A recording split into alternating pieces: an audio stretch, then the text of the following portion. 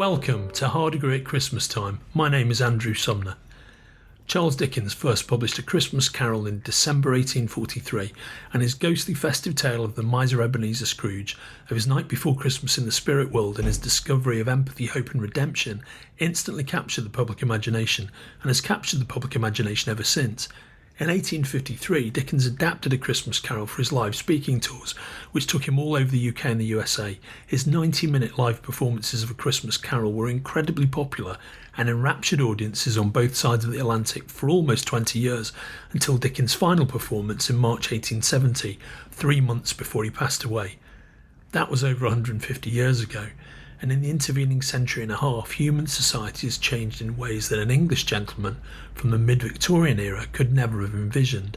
But in some ways, human society is exactly, almost shockingly, the same.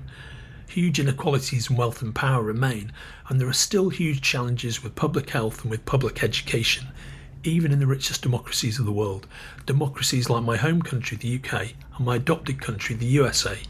Several years ago, my old comics industry pal William Shanus founded a charitable endeavour that reminded John, Kenrick and myself of Dickens' seasonal message of empathy and civic responsibility. So back then we thought, what better way to support Bill than to return to the words of Charles Dickens himself, the great believer in human society pulling together. So welcome then, once again, to A Hard Degree Christmas Carol, our annual reading of Dickens' live performance version of his Yuletide classic, this year in support of Comic Books for Kids, a wonderful charity founded by Mark Weiss that does amazing works getting comic books into the hands of children in long-term hospital care on both sides of the Atlantic.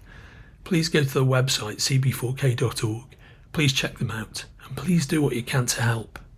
John and Kenrick and myself are, as always, joined in our virtual recording studio by the Hard Degree players, the one and only author supreme and creator of the multiverse, Michael Moorcock, legendary comic book creator Dave Gibbons, author, actor and avenger Evangeline Lilly, BBC Saturday Kitchen star and wine broadcaster supreme Ollie Smith, graphic design superstar and comics creator Kelly Yates, comics PR guru and creator of Establishing Shots Will O'Mullane, and two of my oldest pals, the wildly versatile West End theatre star Julie Stark, and Britain's greatest comic book editor, the creator of Psycho Gran and David Leach Conquers the Universe, David Leach.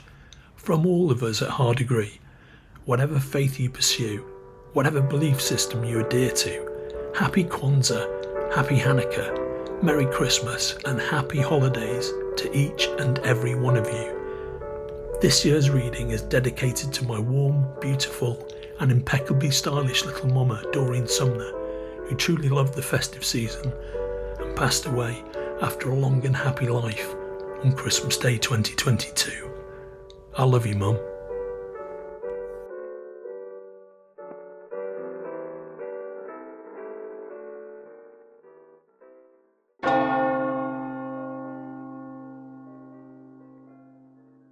A Christmas Carol by Charles Dickens. Stave 1. Marley's Ghost. Marley was dead to begin with. There is no doubt whatever about that.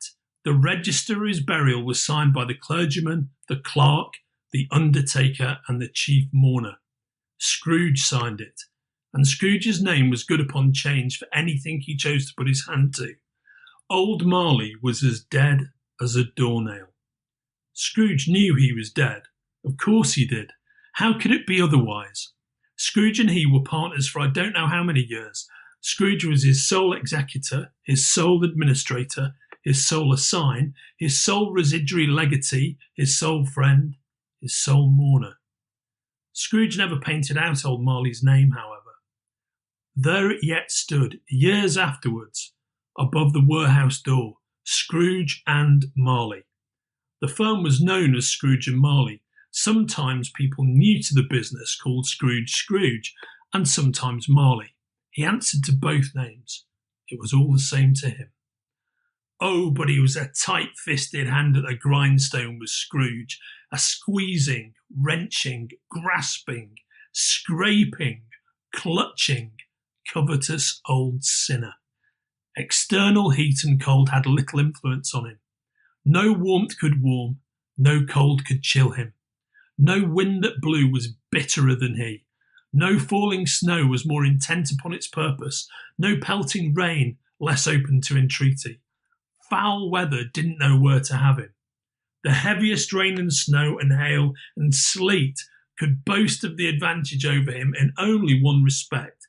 They often came down handsomely, and Scrooge never did. Nobody ever stopped him in the street to say, with gladsome looks, "My dear Scrooge, how are you? When will you come to see me?" No beggars implored him to bestow a trifle. No children asked him what it was o'clock. No man or woman ever once in all his life inquired the way to such and such a place of Scrooge. Even the blind men's dogs appeared to know him, and when they saw him coming on, would tug their owners into doorways and up courts, and then would wag their tails as though they said, "No eye at all is better than an evil-eyed dark master." But what did Scrooge care? It was the very thing he liked, to edge his way along the crowded paths of life, warning all humanity to keep its distance. Once upon a time, of all the good days in the year upon a Christmas Eve, old Scrooge sat busy in his counting house. It was cold, bleak, biting, foggy weather, and the city clocks had only just gone 3, but it was quite dark already. The door of Scrooge's counting house was open, that he might keep his eye upon his clerk, Bob Cratchit, who, in a dismal little cell beyond, a sort of tank, was copying letters. Scrooge had a very small fire, but the clerk's fire was so very much smaller that it looked like one coal. But he couldn't replenish it, for Scrooge kept the coal box in his own room, and so surely as the clerk came in with the shovel, the master predicted that it would be necessary for them to part. Wherefore the clerk put on his white comforter and tried to warm himself at the candle, in which effort, not being a man of a strong imagination, he failed. "A Merry Christmas, Uncle! God save you!" cried a cheerful voice. It was the voice of Scrooge's nephew, who came upon him so quickly that this was the first intimation Scrooge had of his approach. "Bah!" said Scrooge. "Humbug." "Christmas a humbug, Uncle? You don't mean that, I'm sure." "I do. Out upon Merry Christmas. What's Christmas time to you but a time for paying bills without money? A time for finding yourself a year older and not an hour richer? A time for balancing your books and having every item in 'em through a round dozen of months presented dead against you? If I had my will, every idiot who goes about with Merry Christmas on his lips should be boiled with his own pudding and buried with a stake of holly through his heart. He should." "Oh, Uncle!" "Nephew, keep Christmas in your own way and let me keep it in mine." "Keep it? But you don't keep it." "Let me leave it alone then. Much good may it do you. Much good has it ever done you." "There are many things from which I might have derived good, by which I have not profited, I dare say, Christmas among the rest. But I'm sure I have always thought of Christmas time, when it has come around, as a good time, a kind, forgiving, charitable, pleasant time, the only time I know of in the long calendar of the year when men and women seem by one consent to open their shut-up hearts freely and to think of people below them as if they really were fellow travellers to the grave, and not another race of creatures bound on other journeys. And therefore, Uncle, though it has never put a scrap of gold or silver in my pocket, I believe that it has done me good, and will do me good, and I say, God bless it." Bob Cratchit, out in his tank, involuntarily applauded. "Let me hear another sound from you, Cratchit," said Scrooge, "and you'll keep your Christmas by losing your situation. You're quite a powerful speaker, sir," he added, turning to his nephew. "I wonder you don't go into Parliament." "Don't be angry, Uncle. Come, dine with us tomorrow." Scrooge said that he would see him. Yes, indeed he did.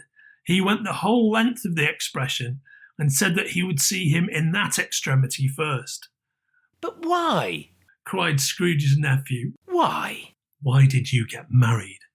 Oh, Because I fell in love.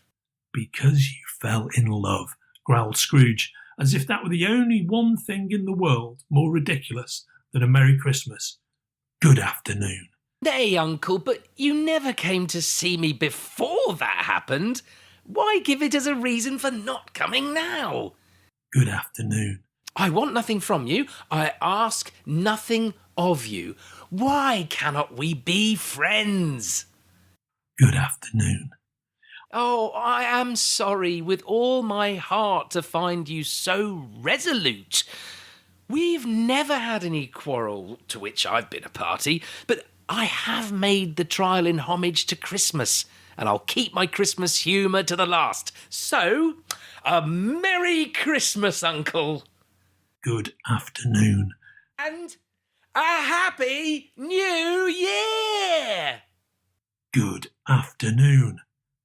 His nephew left the room without an angry word, notwithstanding.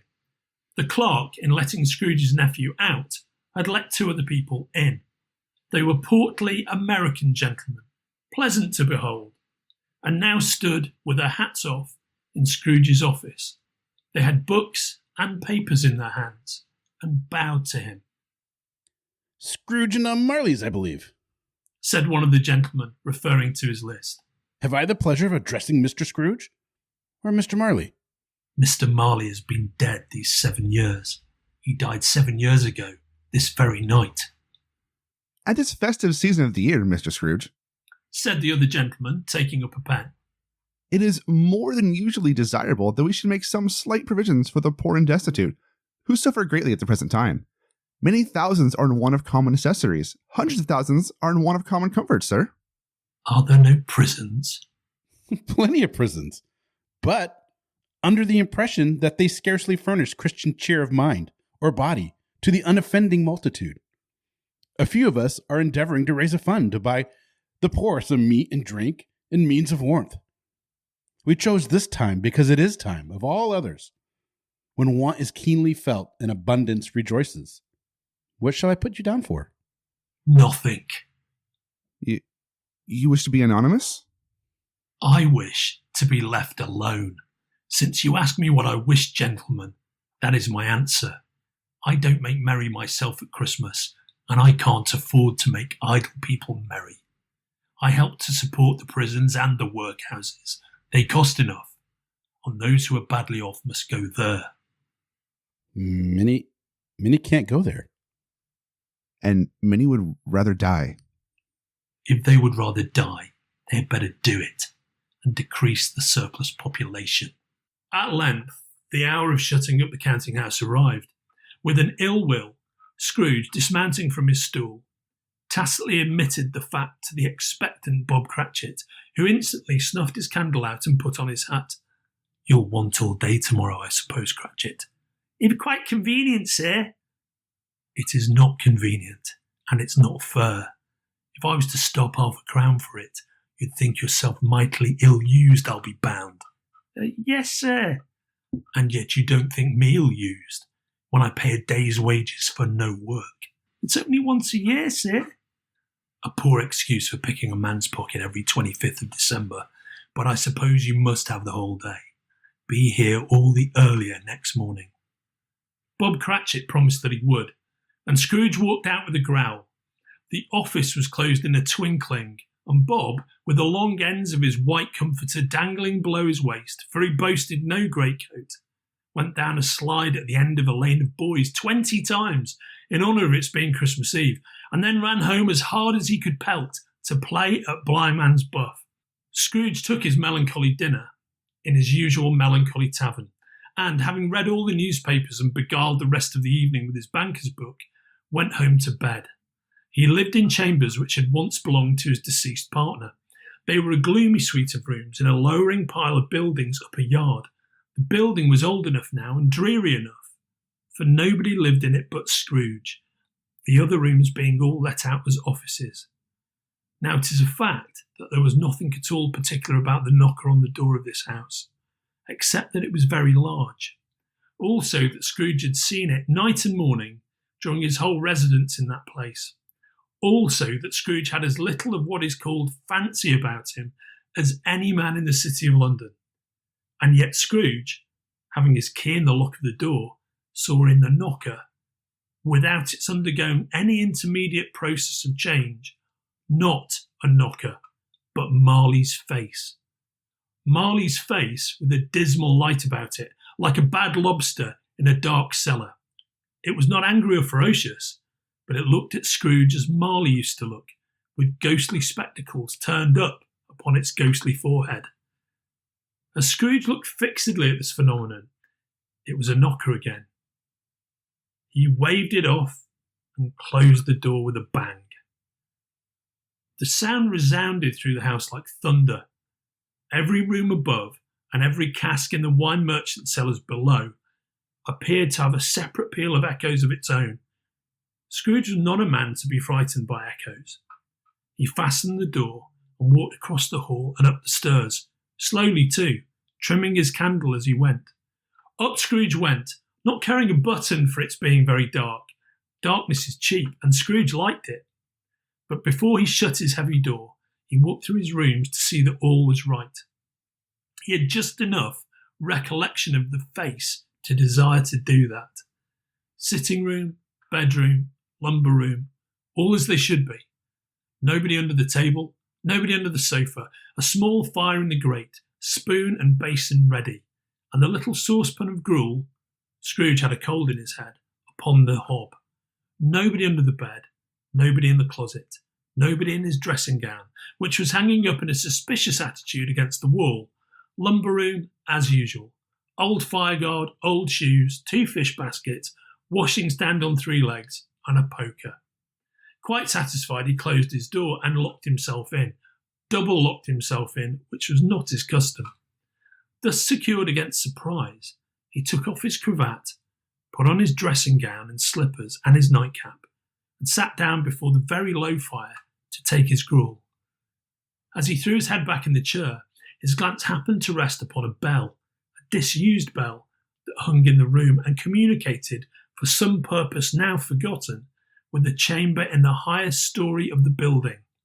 It was with great astonishment and with a strange, inexplicable dread that as he looked, he saw this bell begin to swing. Soon it rang out loudly, and so did every bell in the house. This was succeeded by a clanking noise deep down below, as if some person were dragging a heavy chain over the casks in the wine merchant's cellar. Then he heard the noise much louder on the floors below. Then coming up the stairs. Then coming straight towards his door. It came on through the heavy door, and a spectre passed into the room before its eyes, and upon its coming in, the dying flame leapt up as though it cried, "I know him, Marley's ghost." The same face, the very same. Marley in his pigtail, usual waistcoat, tights and boots. His body was transparent, so that Scrooge, observing him and looking through his waistcoat, could see the 2 buttons on his coat behind. Scrooge had often heard it said that Marley had no bowels, but he had never believed it until now. No, nor did he believe it even now, though he looked the phantom through and through, and saw it standing before him, though he felt the chilling influence of its death-cold eyes, and noticed the very texture of the folded kerchief bound about its head and chin. He was still incredulous. "How now?" said Scrooge, caustic and cold as ever. "What do you want with me?" "Much." Marley's voice, no doubt about it. "Who are you?" "Ask me who I was." "Who were you then?" "In life, I was your partner, Jacob Marley." Can you sit down?" "I can." "Do it then." Scrooge asked the question because he didn't know whether a ghost so transparent might find himself in a condition to take a chair, and felt that, in the event of its being impossible, it might involve the necessity of an embarrassing explanation. But the ghost sat down on the opposite side of the fireplace, as if he were quite used to it. "You don't believe in me." "I don't." "What evidence would you have of my reality beyond that of your senses?" "I don't know." "Why do you doubt your senses?" "Because a little thing affects them. A slight disorder of the stomach, perhaps. You may be an undigested bit of beef, a blot of mustard, a crumb of cheese, a fragment of an underdone potato. There's more of gravy than of grave about you, whatever you are. Scrooge was not much in the habit of cracking jokes, nor did he feel in his heart by any means waggish then. The truth is that he tried to be smart as a means of distracting his own attention and keeping down his horror. But how much greater was his horror when, the phantom taking off the bandage round its head as if it were too warm to wear indoors, its lower jaw dropped down upon its breast. Mercy, dreadful apparition, why do you trouble me? Why do spirits walk the earth? And why do they come to me? It is required of every man that the spirit within him should walk abroad among his fellow men and travel far and wide. And if that spirit goes not forth in life, it is condemned to do so after death. I cannot tell you all I would. A very little more is permitted to me. I cannot rest. I cannot stay. I cannot linger anywhere. My spirit never walked beyond our counting house. Mark me. In life, my spirit never roved beyond the narrow limits of our money-changing hole, and weary journeys lie before me. 7 years dead, and travelling all the time. You travel fast. On the wings of the wind. You might have got over a great quantity of ground in 7 years. Oh, blind man, not to know that ages of incessant labour by immortal creatures for this earth must pass into eternity, not to know that any Christian spirit working kindly in its little sphere, whatever it may be, will find its mortal life too short for its vast means of usefulness, not to know that no space of regret can make amends for one's life's opportunities misused. Yet I was like this man. I once was like this man. But you were always a good man of business, Jacob, faltered Scrooge, who now began to apply this to himself. Business, cried the ghost, wringing its hands again. Mankind was my business. The common welfare was my business. Charity, mercy, forbearance, benevolence were all my business. The dealings of my trade were but a drop of water in the comprehensive ocean of my business. Scrooge was very much dismayed to hear the spectre going on at this rate, and began to quake exceedingly. Hear me, my time is nearly gone. I will, but don't be hard upon me. Jacob, pray. I am here tonight to warn you that you have yet a chance and hope of escaping my fate, a chance and hope of my procuring, Ebenezer. You're always a good friend to me, thank ye. You will be haunted by 3 spirits. Is that the chance and hope you mentioned, Jacob? I think I'd rather not. Without their visits, you cannot hope to shun the path I tread. Expect the first tomorrow night when the bell tolls 1. Expect the second on the next night at the same hour. The third upon the next night when the last stroke of 12 has ceased to vibrate. Look to see me no more, and look that, for your own sake, you remember what has passed between us. It walked backward from him, and at every step it took, the window raised itself a little, so that when the apparition reached it, it was wide open. Scrooge closed the window and examined the door by which the ghost had entered. It was double locked, as he had locked it with his own hands, and the bolts were undisturbed. Scrooge tried to say humbug, but stopped at the first syllable, and being, from the emotion he had undergone, or the fatigues of the day, or his glimpse of the invisible world, or the dull conversation of the ghost, or the lateness of the hour, much in need of repose, he went straight to bed, without undressing, and fell asleep on the instant.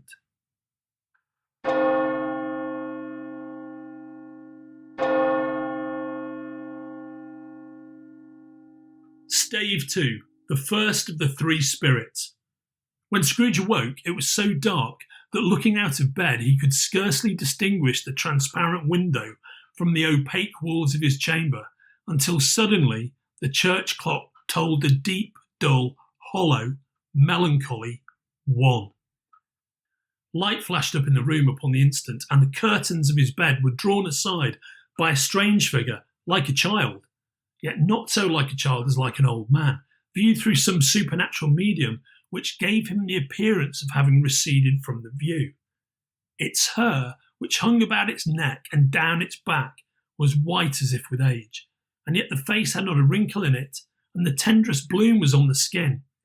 It held a branch of fresh green holly in its hand, and in singular contradiction of that wintry emblem, had its dress trimmed with summer flowers. But the strangest thing about it was that from the crown of its head there sprung a bright, clear jet of light, by which all this was visible, and which was doubtless the occasion of its using, in its duller moments, a great extinguisher for a cap, which it now held under its arm. Are you the spirit, sir, whose coming was foretold to me? I am. Who and what are you?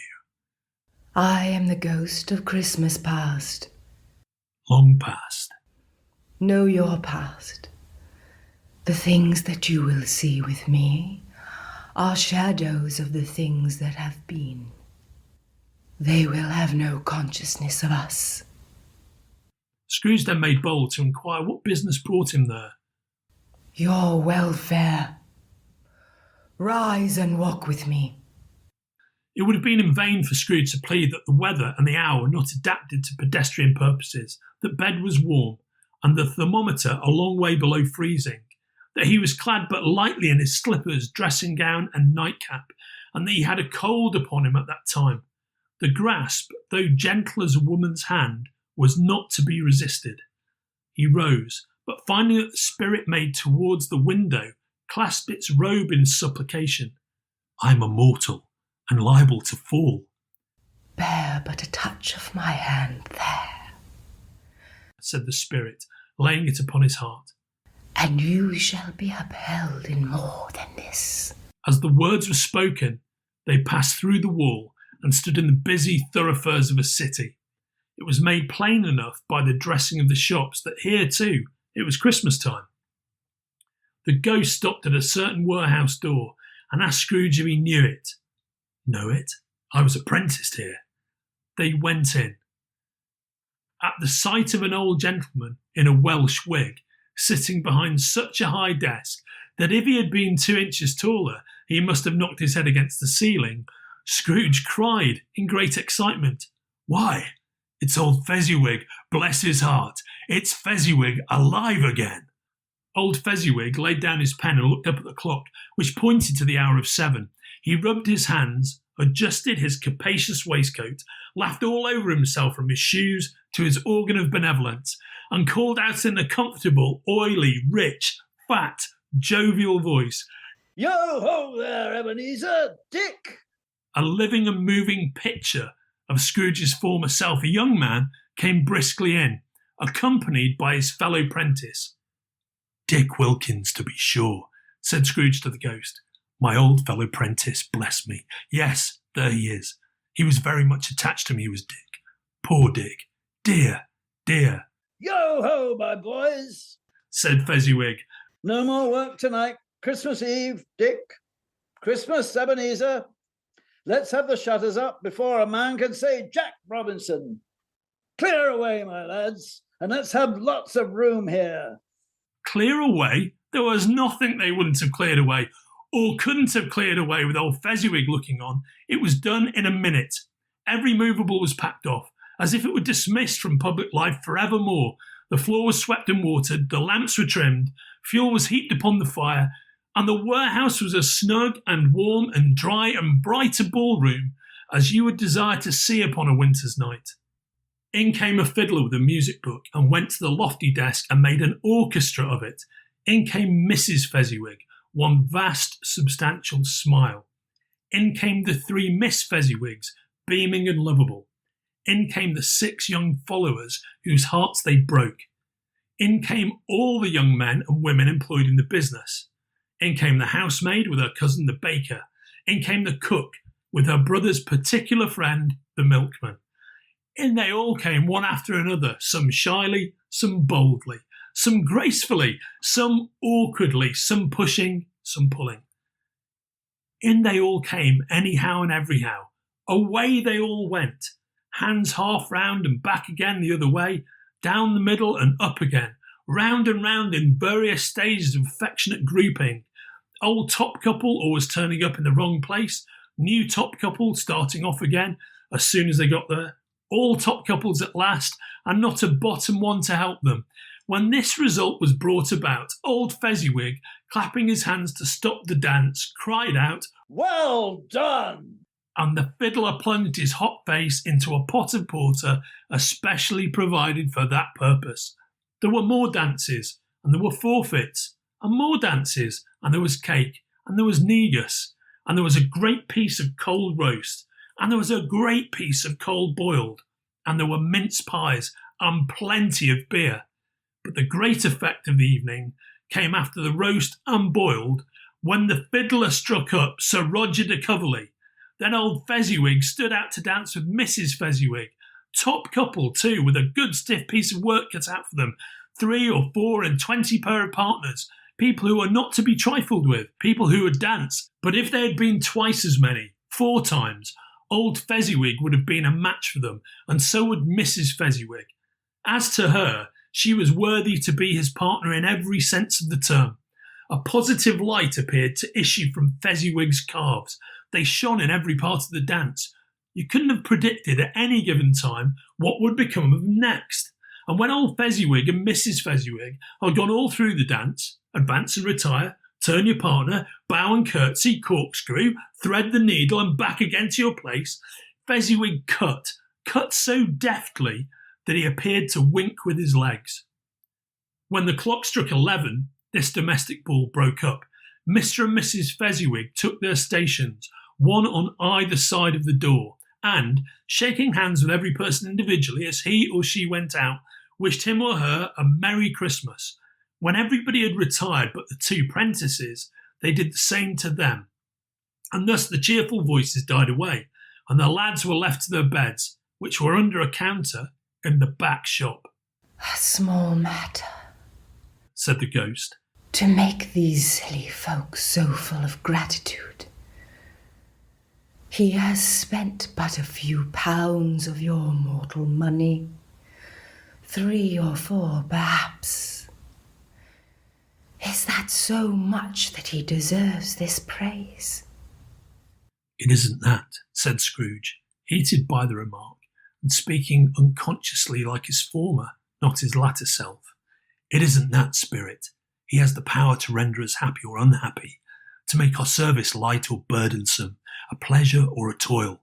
Say that his power lies in words and looks, in things so slight and insignificant that it is impossible to add and count them up. What then? The happiness he gives is quite as great as if it cost a fortune. He felt the Spirit's glance and stopped. What is the matter? Nothing particular. Something, I think. No. I should like to be able to say a word or 2 to my clerk just now. That's all. My time grows short, observed the Spirit. Quick! This was not addressed to Scrooge or to anyone whom he could see, but it produced an immediate effect, for again he saw himself. He was older now, a man in the prime of life. He was not alone, but sat by the side of a fair young girl in a black dress, in whose eyes there were tears. It matters little. She said softly to Scrooge's former self. To you, very little. Another idol has displaced me. And if it can comfort you in time to come, as I would have tried to do, I have no just cause to grieve. What idol has displaced you? A golden one. You fear the world too much. I have seen your nobler aspirations fall off one by one, until the master passion, gain, engrosses you. Have I not? What then? Even if I've grown so much wiser, what then? I'm not changed towards you. Have I ever sought release from our engagement? In words, no. Never. In what then? In a changed nature, in an altered spirit, in another atmosphere of life, another hope as its great end. If you were free today, tomorrow, yesterday, can I even believe that you would choose a dowerless girl?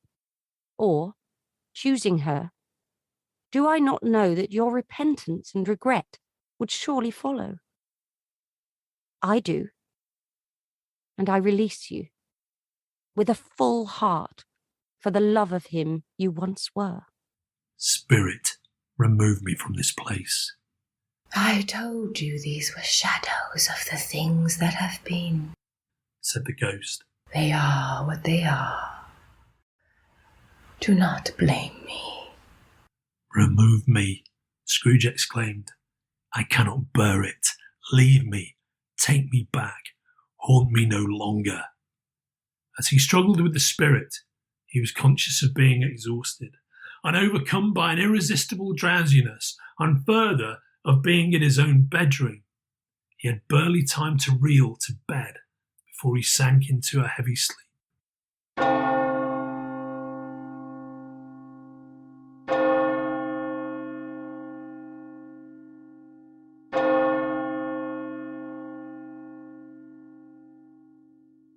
Stave 3, the second of the three spirits. Scrooge awoke in his bedroom, there was no doubt about that, but it and his own adjoining sitting room, into which he shuffled in his slippers, attracted by a great light there, had undergone a surprising transformation. The walls and ceiling were so hung with living green that it looked a perfect grove.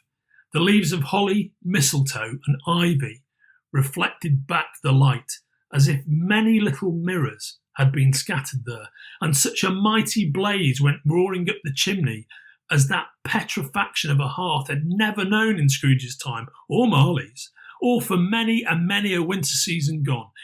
Heaped upon the floor to form a kind of throne were turkeys, geese, game, brawn, great joints of meat, suckling pigs, long wreaths of sausages, mince pies, plum puddings, barrels of oysters, red-hot chestnuts, cherry-cheeked apples, juicy oranges, luscious pears, immense 12th cakes, and great bowls of punch.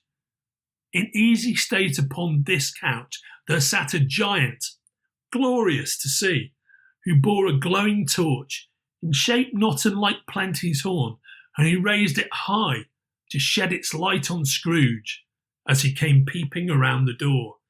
Come in, and know me better, man. I am the ghost of Christmas present. Look upon me. You have never seen the like of me before. Never. Have never walked forth with the younger members of my family, meaning, for I am very young, my elder brothers born in these late years? Pursued the phantom. I don't think I have. I'm afraid I have not. Have you had many brothers, Spirit? More than 1,800. A tremendous family to provide for. Spirit, conduct me where you will. I went forth last night on compulsion, and I learnt a lesson which is working now. Tonight, if you have aught to teach me, let me profit by it. Touch my robe.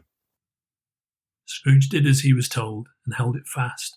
The room and its contents all vanished instantly, and they stood in the city streets upon a snowy Christmas morning. Scrooge and the ghost passed on, invisible, straight to Scrooge's clerks, and on the threshold of the door the spirit smiled and stopped to bless Bob Cratchit's dwelling with the sprinklings of his torch. Think of that! Bob had but 15 bob a week himself. He pocketed on Saturdays but 15 copies of his Christian name. And yet the ghost of Christmas present blessed his four-roomed house.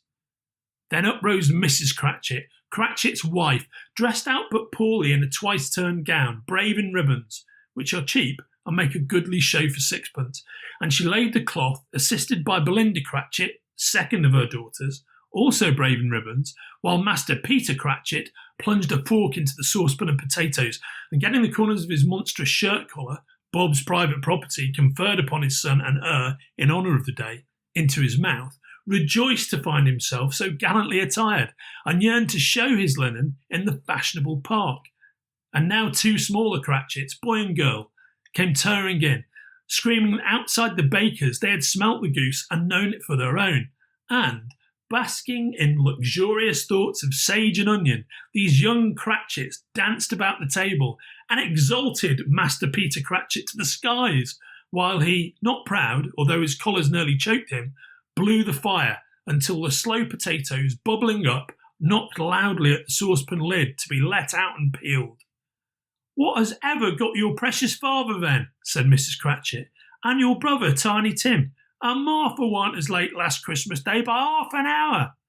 "Here's Martha, mother," said a girl, appearing as she spoke. "Here's Martha, mother," cried the two young Cratchits. "Hurrah! There's such a goose, Martha." "Why, bless your heart alive, my dear, how late you are," said Mrs. Cratchit, kissing her a dozen times and taking off her shawl and bonnet for her. "We had a deal of work to finish up last night," replied the girl, "and had to clear away this morning, mother." "Well, never mind so long as you are come," said Mrs. Cratchit. "Sit ye down before the fire, my dear, and have a warm, Lord bless ye." "No, no, there's father coming," cried the two young Cratchits, who were everywhere at once. "Hide, Martha, hide!" So Martha hid herself, and in came little Bob, the father, with at least 3 feet of comforter, exclusive of the fringe, hanging down before him, and his threadbare clothes darned up and brushed to look seasonable, and Tiny Tim upon his shoulder. Alas for Tiny Tim, he bore a little crutch, and had his limbs supported by an iron frame. "Why, where's our Martha?" cried Bob Cratchit, looking round. "Not coming," said Mrs. Cratchit. "Not coming?" said Bob, with a sudden declension in his high spirits, for he had been Tim's blood horse all the way from church, and had come home rampant. "Not coming upon Christmas Day?" Martha didn't like to see him disappointed, even if it were only in joke. So she came out prematurely from behind the closet door and ran into his arms while the two young Cratchits hustled Tiny Tim and bore him off to the wash-house that he might hear the pudding singing in the copper. "And how did little Tim behave?" said Mrs. Cratchit, when she had rallied Bob on his credulity, and Bob had hugged his daughter to his heart's content. "As good as gold," said Bob, "and better. Somehow he gets thoughtful, sitting by himself so much, and he thinks the strangest things you ever heard. He told me, coming home, that he hoped that the people saw him in the church because he was a cripple, and it might be pleasant to them to remember, upon Christmas Day, he made lame beggars walk and blind men see." Bob's voice was tremulous when he told them this, and trembled more when he said that Tiny Tim was growing strong and hearty. His active little crutch was heard upon the floor, and back came Tiny Tim before another word was spoken, escorted by his brother and sister to his stool beside the fire, and while Bob, turning up his cuffs, as if, poor fellow, they were capable of being made more shabby, compounded some hot mixture in a jug with gin and lemons, and stirred it round and round and put it on the hob to simmer, Master Peter and the two ubiquitous young Cratchits went to fetch the goose, with which they soon returned in high procession. Mrs. Cratchit made the gravy ready beforehand in a little saucepan, hissing hot. Master Peter mashed the potatoes with incredible vigour. Miss Belinda sweetened up the apple sauce. Martha dusted the hot plates. Bob took Tiny Tim beside him in a tiny corner at the table. The two young Cratchits set chairs for everybody, not forgetting themselves, and mounting guard upon their posts, crammed spoons into their mouths, lest they should shriek for goose before their turn came to be helped. At last the dishes were set on, and grace was said. It was succeeded by a breathless pause, as Mrs. Cratchit, looking slowly all along the carving knife, prepared to plunge it in the breast.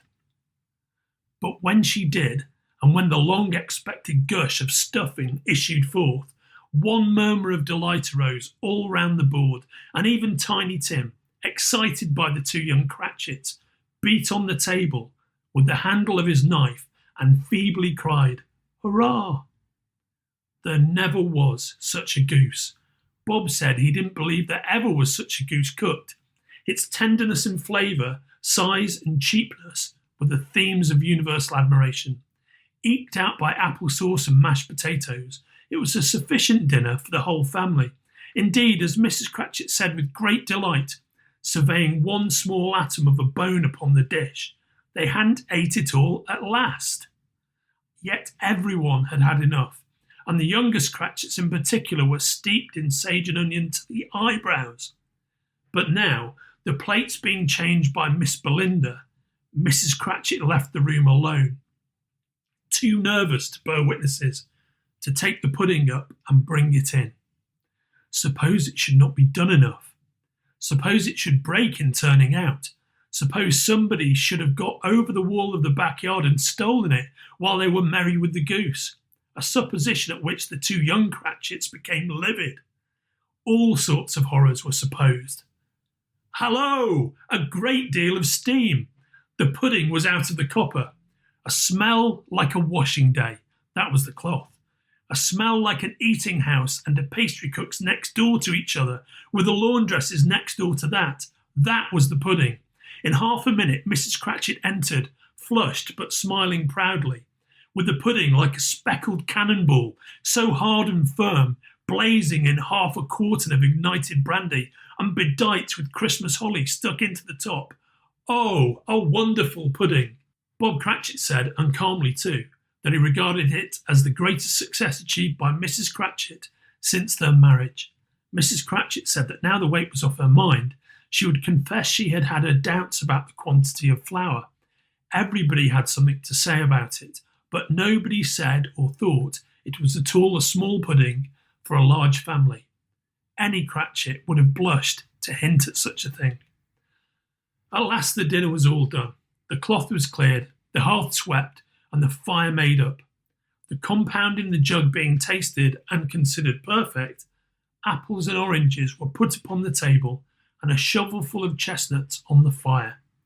Then all the Cratchit family drew round the hearth in what Bob Cratchit called a circle, and at Bob Cratchit's elbow stood the family display of glass, 2 tumblers, and a custard cup without a handle. These held the hot stuff from the jug, however, as well as golden goblets would have done, and Bob served it out with beaming looks, while the chestnuts on the fire sputtered and crackled noisily.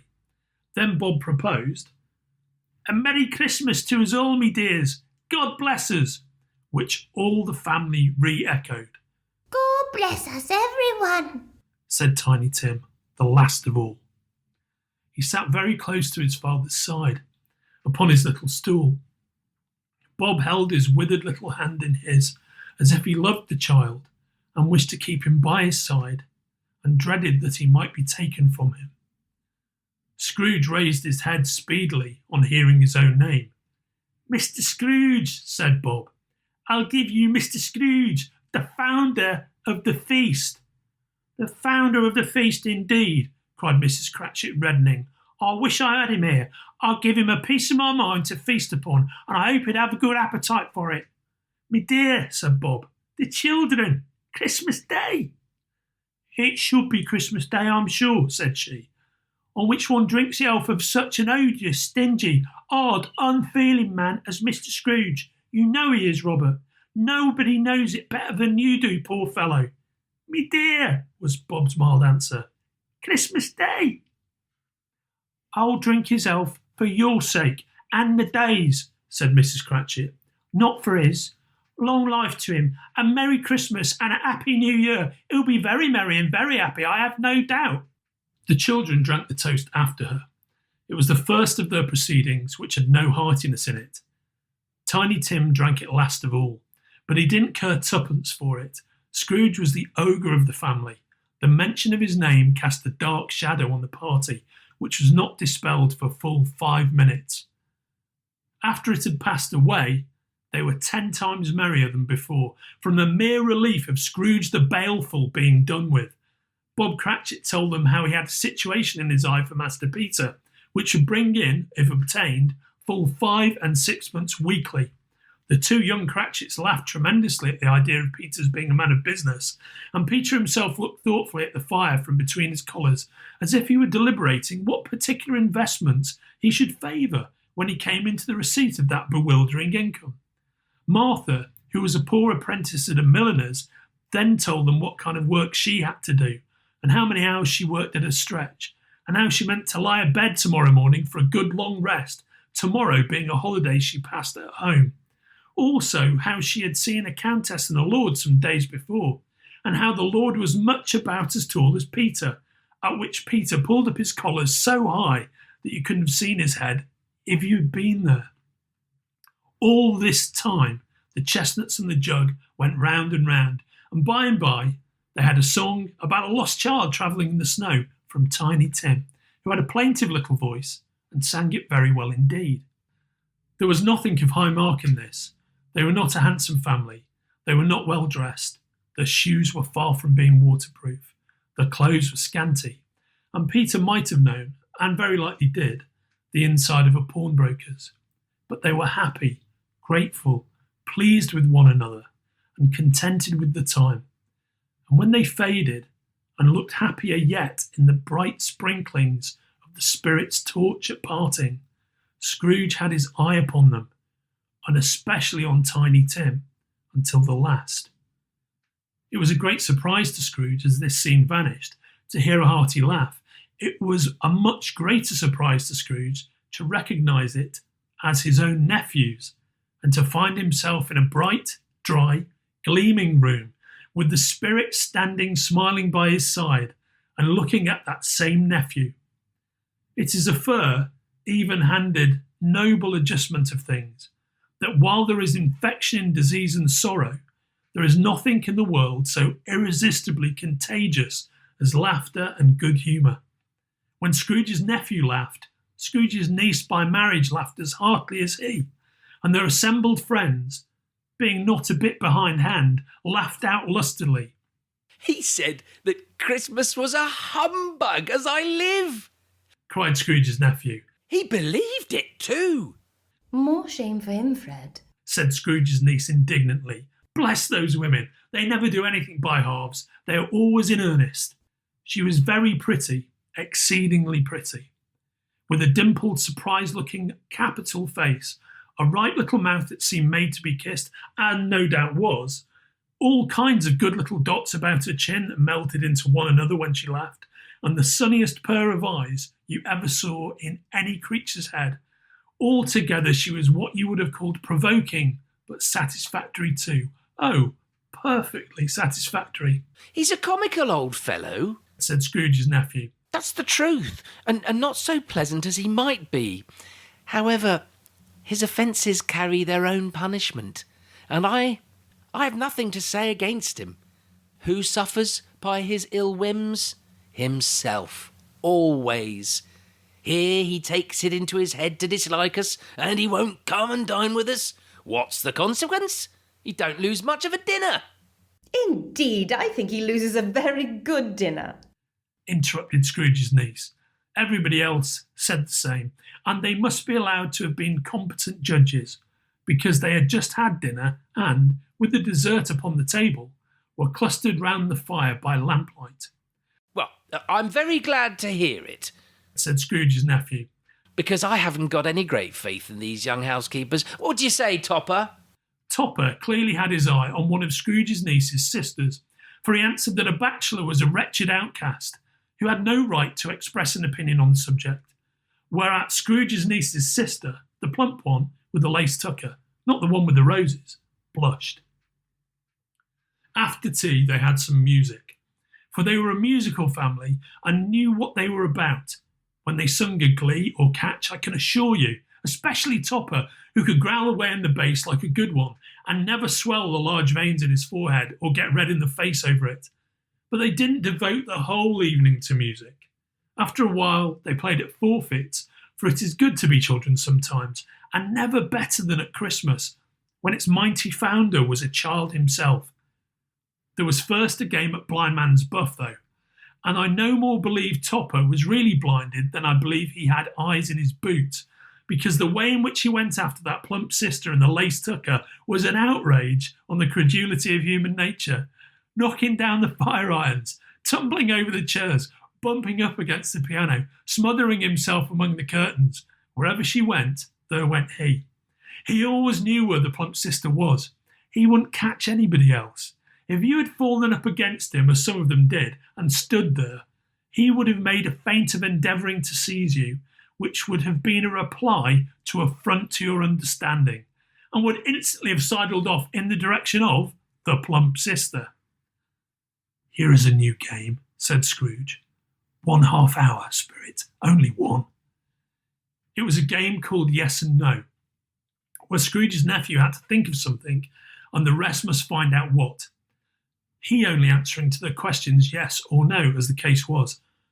The fire of questioning to which he was exposed elicited from him that he was thinking of an animal, a live animal, rather a disagreeable animal, a savage animal, an animal that growled and grunted sometimes, and talked sometimes, and lived in London, and walked about the streets, and wasn't made a show of, and wasn't led by anybody, and didn't live in a menagerie, and was never killed in a market, and was not a horse, or an ass, or a cow, or a bull, or a tiger, or a dog, or a pig, or a cat, or a burr?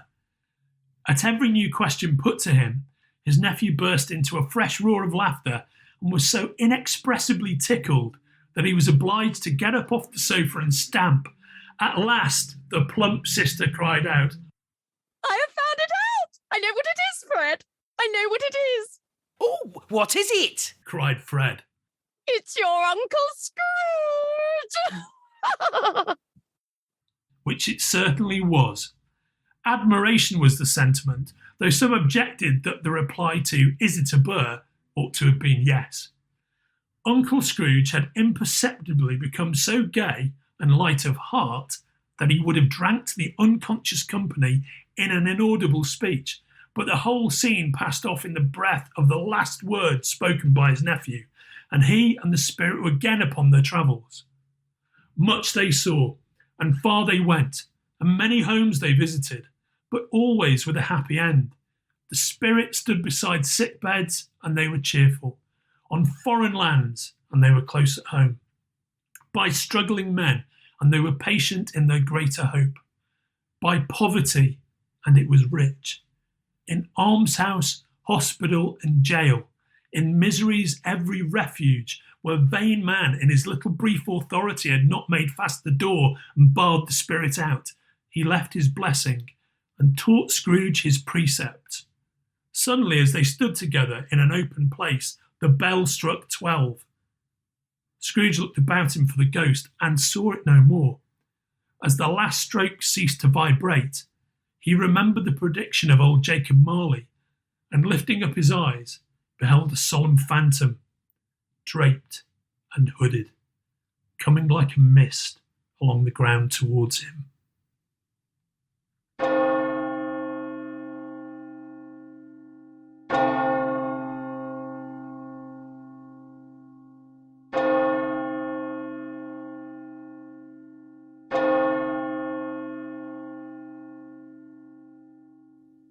Stave 4, the last of the spirits. The phantom slowly, gravely, silently approached. When it came near him, Scrooge bent down upon his knee, for in the earth through which this spirit moved, it seemed to scatter gloom and mystery. It was shrouded in a deep black garment, which concealed its head, its face, its form, and left nothing of it visible save one outstretched hand. He knew no more, for the spirit neither spoke nor moved. Am I in the presence of the ghost of Christmas yet to come? Ghost of the future? I fear you more than any spectre I have seen, but as I know your purpose is to do me good, and as I hope to live to be another man from what I was, I am prepared to bear you company, and do it with a thankful heart. Will you not speak to me? It gave him no reply. The hand was pointed straight before them. Lead on, lead on. The night is waning fast, and it is precious time to me, I know. Lead on, spirit. They scarcely seemed to enter the city, for the city rather seemed to spring up about them. But there they were in the heart of it, on 'change, amongst the merchants. The spirit stopped beside one little knot of businessmen. Observing that the hand was pointed to them, Scrooge advanced to listen to their talk. No, said a great fat man with a monstrous chin. I don't know much about it either way. I only know he's dead. When did he die? Interrupted a poor American street artist. Last night, I believe. Why? What was the matter with him? I thought he'd never die. God knows, said the first with a yawn. What has he done with his money? Asked a red-faced gentleman. I haven't heard, said the man with a large chin. Company, perhaps? He hasn't left it to me. That's all I know. Bye-bye. Scrooge was at first inclined to be surprised that the spirit should attach importance to conversation apparently so trivial. But feeling assured that it must have some hidden purpose, he set himself to consider what it was likely to be. It could scarcely be supposed to have any bearing on the death of Jacob, his old partner, for that was past, and this ghost province was the future.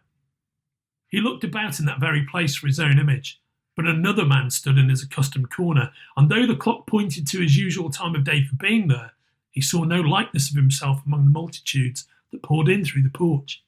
It gave him little surprise, however, for he had been revolving in his mind the change of life, and he thought and hoped he saw his newborn resolutions carried out in this.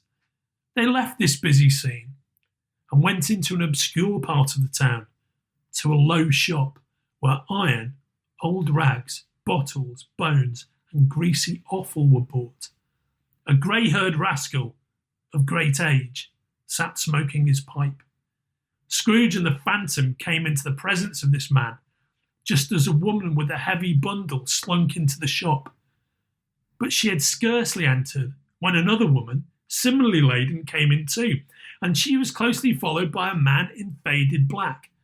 After a short period of blank astonishment, in which the old man with the pipe had joined them, they all three burst into a laugh. Let the charwoman alone to be the first. Cried she who had entered first. Let the laundress alone to be the second. And let the undertaker's man alone to be the third. Look here, old Joe, here's a chance. If we haven't all three met here without meaning it. You couldn't have met in a better place. You were made free of it long ago, you know, and the other two ain't strangers. What do you got to sell? What do you got to sell? Half a minute's patience, Joe, and you shall see. What odds, then? What odds, Mrs. Dilber? Said the woman. Every person has a right to take care of themselves. He always did. Who's the worse for the loss of a few things like these? Not a dead man, I suppose. Mrs. Dilber, whose manner was remarkable for general propitiation, said, No, indeed, ma'am. If he wanted to keep him after he was dead, a wicked old screw, why wasn't he natural in his lifetime? If he had been, he'd have had somebody to look after him when he was struck with death, instead of lying, gasping out his last there, alone by himself. It's the truest word that ever was spoke. It's a judgment on him. I wish it was a little heavier judgment. And it should have been. You may depend upon it. If I could have laid my hands on anything else. Open that bundle, old Joe, and let me know the value of it. Speak out plain. I'm not afraid to be the first, nor afraid for them to see it. Joe went down on his knees for the greater convenience of opening the bundle and dragged out a large and heavy roll of some dark stuff. Yeah, what do you call this? Bed curtains? Oh, bed curtains. Don't drop that all upon the blankets now. His blankets? Whose else's, do you think? He isn't likely to take cold without 'em, I dare say. Ah, you may look through that shirt till your eyes ache, but you won't find an hole in it, nor a threadbare place. It's the best he had, and a fine one too. They'd have wasted it by dressing him up in it if it hadn't been for me. Scrooge listened to this dialogue in horror. Spirit, I see. The case of this unhappy man might be my own. My life tends that way now. Merciful heaven, what is this? The scene had changed, and now he almost touched a bare, uncurtained bed. A pale light, rising in the outer air, fell straight upon this bed, and on it, unwatched, unwept, uncared for, was the body of this plundered, unknown man. Spirit, let me see some tenderness connected with the death, or this dark chamber spirit will be forever present to me. The ghost conducted him to poor Bob Cratchit's house. The dwelling he had visited before and found the mother and the children seated round the fire. Quiet, very quiet. The noisy little Cratchits were as still as statues in one corner, and sat looking up at Peter, who had a book before him. The mother and her daughters were engaged in needlework, but surely they were very quiet. And he took a child and set him in the midst of them. Where had Scrooge heard those words? He had not dreamed them. The boy must have read them out, as he and the spirit crossed the threshold. Why did he not go on? The mother laid her work upon the table and put her hand up to her face. The colour hurts my eyes, she said. The colour? Ah, poor Tiny Tim. They're better now again. It makes them weep by candlelight. I wouldn't show weak eyes to your father when he comes home for the world. It must be near his time. Past it rather, said Peter, shutting up his book. But I think he's walked a little slower than he used these last few evenings, Mother. I've known him walk with Tiny Tim upon his shoulder very fast indeed. And so have I, cried Peter. Often. So have I, cried another. So had all. But he was very light to carry, and his father loved him so that it was no trouble. And here is your father at the door. She hurried out to meet him, and little Bob and his comforter, he had need of it, poor fellow, came in. His tea was ready for him on the hob, and they all tried who should help him to it most. Then the two young Cratchits got up on his knees and laid, each child, a little cheek against his face, as if they said, "Don't mind it, father, don't be grieved." Bob was very cheerful with them, and spoke very pleasantly to all the family. He looked at the work upon the table and praised the industry and speed of Mrs. Cratchit and the girls. They would be done long before Sunday, he said. "Sunday? You went today then, Robert?" "Yes, me dear," returned Bob. "I wish you could have gone. Would have done you good to see how green a place it is. But you'll see it often. I promised him that I would work there on a Sunday. My little child. My little child." He broke down all at once. He couldn't help it. If he could have helped it, he and his child would have been farther apart, perhaps, than they were. "Spectre," said Scrooge. "Something informs me that our parting moment is at hand. I know it, but I know not how. Tell me what man that was, with the covered face, whom we saw lying dead." The ghost of Christmas yet to come conveyed him to a dismal, wretched, ruinous churchyard. The spirit stood among the graves and pointed down to one. "Before I draw nearer to that stone to which you point, answer me one question. Are these the shadow of the things that will be, or are they shadows of the things that may be only?" Still the ghost pointed downward to the grave by which it stood. "Men's courses will foreshadow certain ends to which, if persevered in, they must lead.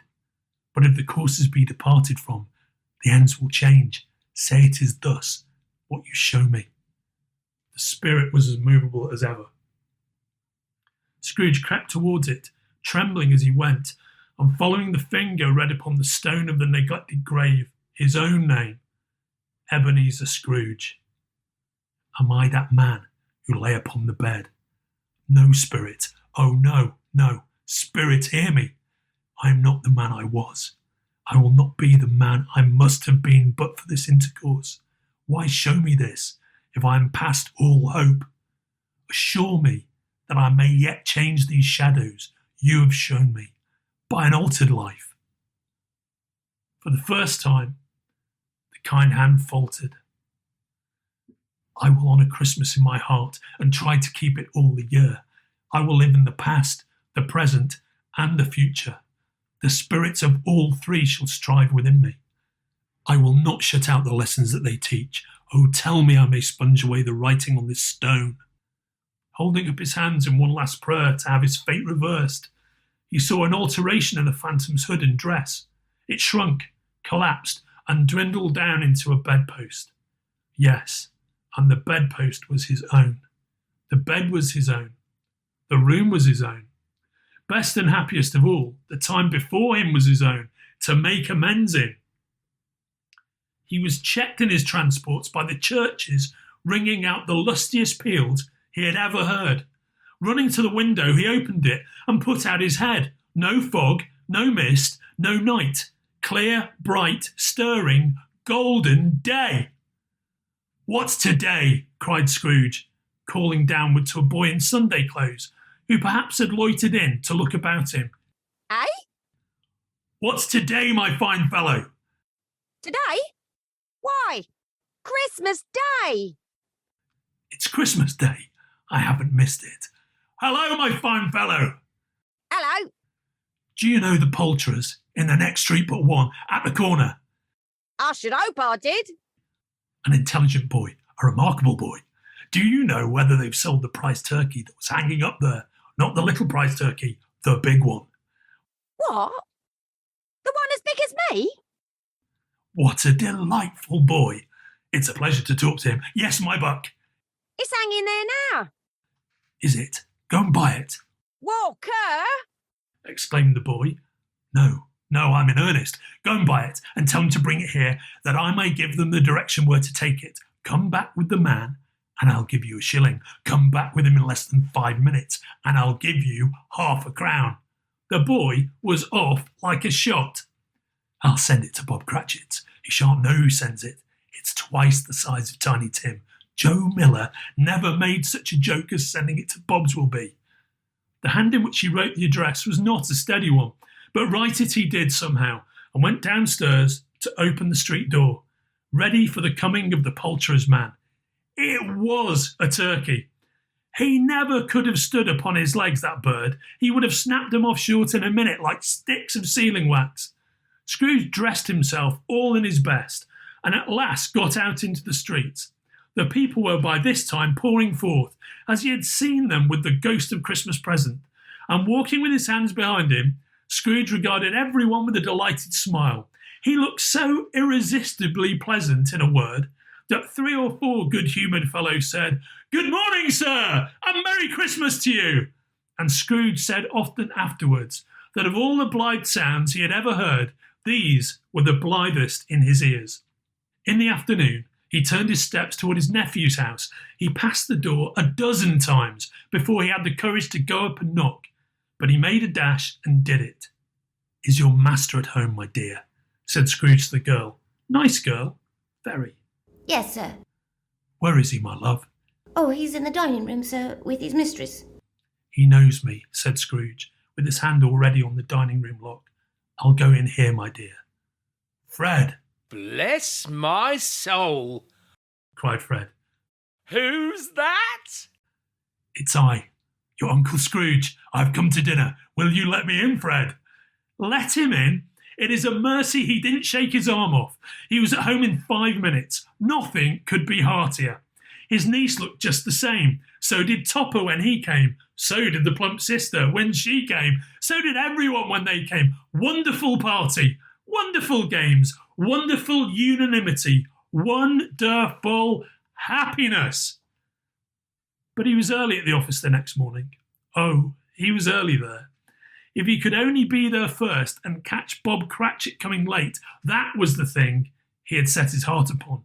And he did it. The clock struck 9. No Bob. 1:15. No Bob. Bob was full 18 minutes and a half behind his time.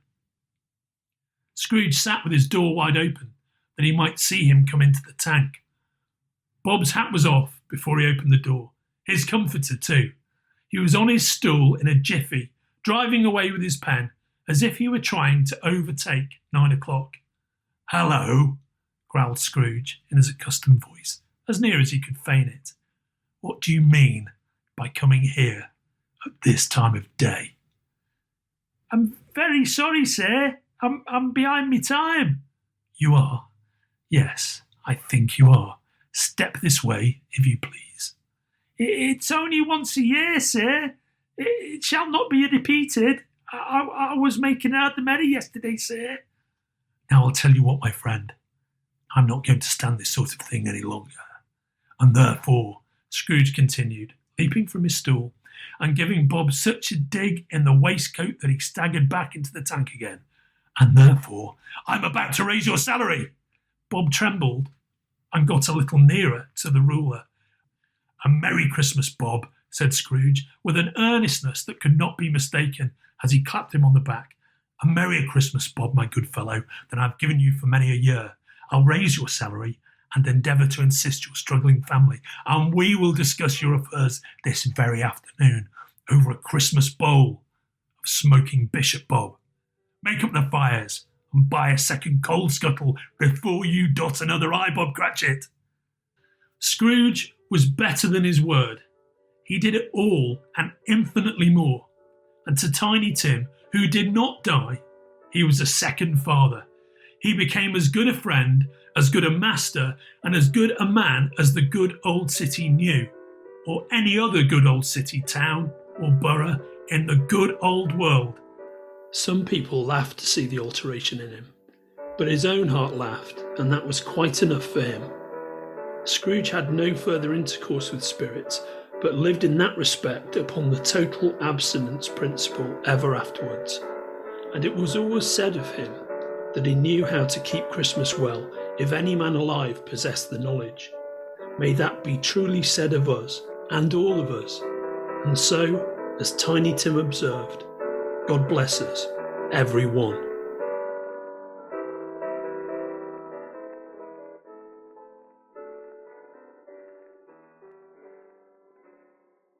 You've been listening to A Christmas Carol by Charles Dickens, produced by Hardegree in support of Comic Books for Kids. This reading was edited by Kenrick Regan and produced by Kenrick, John Horsley and myself. The two portly American gentlemen were played by John Horsley and Kenrick Regan. The Ghost of Christmas Past and other characters were played by Evangeline Lilly. Jacob Marley and the Ghost of Christmas Present were played by Dave Gibbons.